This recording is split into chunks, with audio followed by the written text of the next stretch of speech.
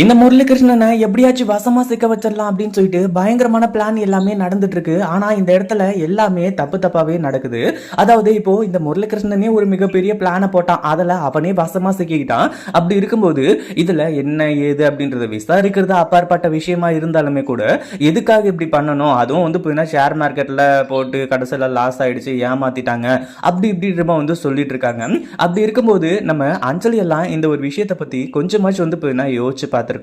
அதாவது இப்போ வந்து எதுக்காக இப்படி நடக்குது, ஏன் இப்படி நடக்குது, என்ன ஏது அப்படிங்கிறது எல்லாத்தையுமே வந்து பார்த்துட்டு இருந்திருக்கணும்.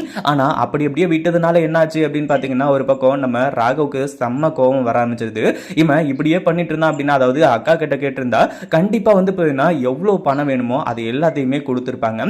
ஆனா இவன் வந்து ஏதோ ஒரு தப்பு பண்ணிட்டு கடைசியில வந்து இப்போ இந்த மாதிரி வந்து சொல்லி சமாளிச்சிட்டு இருக்கான். இவனை சும்மாவே விடக்கூடாது அப்படின்னு சொல்லிட்டு ராகவ் ஒரு பக்கம் பயங்கரமா கோவத்துல இருந்துட்டு இருக்காரு. அதே மாதிரி அபி வந்து நம்ம ராகவை வந்து சமாதானப்படுத்துறாங்க. எல்லாமே சூப்பரான விஷயம் தான். இன்னும் வந்து அவங்களுக்குள்ள கொஞ்சம் ரொமான்ஸ்லாம் வந்து நடக்க போகுது. அடுத்ததா வந்து நம்ம அஞ்சலி இருந்துட்டு முரளிகிருஷ்ணனை வந்து முழுசா நம்புறாங்க இல்லையா, அந்த ஒரு காரணத்தினால தான் எல்லாமே வந்து முரளிகிருஷ்ணனுக்கு சாதகமாகவே வந்து அமைஞ்சிட்டு இருக்கு. சீக்கிரமா அவன் வந்து சிக்கணும், அது மட்டும் இல்லாமல் அவனை பத்தின சுயரமா தெரிஞ்சு அஞ்சலி வந்து அவனை வீட்டை விட்டு விரட்டணும் அப்படின்னு சொல்லிட்டு வந்து நினைச்சிங்கன்னா இந்த வீடியோக்கு லைக் பண்ணிட்டு கீழே கமெண்ட் பண்ணுங்க. இந்த வீடியோ பிடிச்சிருந்தா லைக் பண்ணுங்க, ஷேர் பண்ணுங்க. இப்போதான் நம்ம சேனலுக்கு ஃபர்ஸ்ட் டைம் வரீங்க அப்படின்னா கீழே இருக்க சப்ஸ்கிரைப் பட்டனை ப்ரெஸ் பண்ணிக்கோங்க.